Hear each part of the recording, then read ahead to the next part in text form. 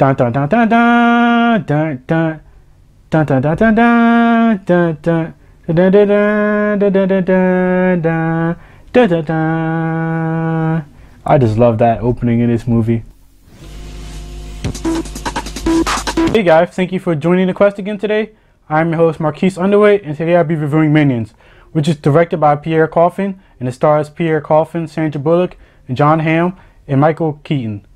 Now what this movie is about is Minions, who have been around since the dawn of time, since days of dinosaur, and they represented a whole bunch of villains in history, from Dracula to Napoleon to some other people like the pharaohs in Egypt too.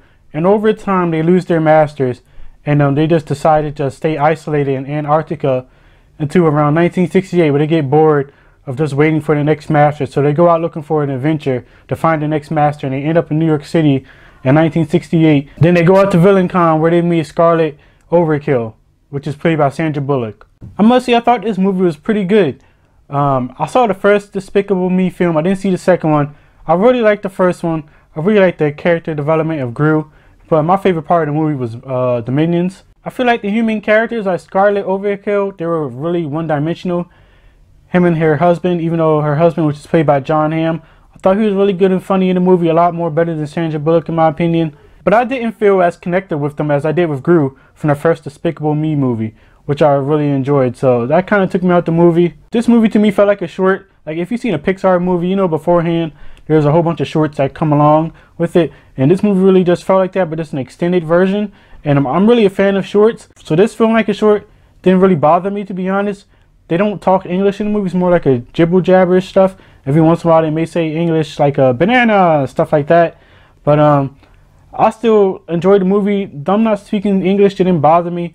Obviously the human characters spoke English, but I really like their language. You know, even though they don't speak English, you can still tell what was going on. So that was cool. There's some iffy scenes in there for kids, I would say. Some things are probably just hard to explain to kids, you know, if they're younger than like 10, things of that nature. So I'll just say go in that with an open mind. Be prepared, you know, if they ask questions, let's answer them.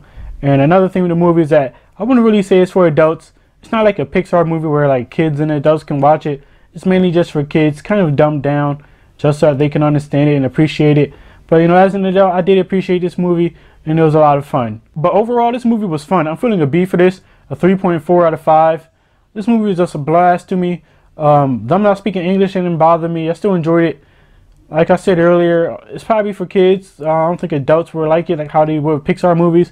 The movie did feel like a short, but I like shorts, so that didn't bother me. It may bother you if you're not a fan of shorts, because this movie really to me is just 2 hours short, or 2.5 hours short. And I wish they fleshed out the human characters more. They just felt one-dimensional. I didn't feel no growth. I didn't feel attached to them. So, have you seen Despicable Me? If you have, comment below. Subscribe to my channel. Let me know what you think. I'm your host Marques Underwood, and join the quest. Guys.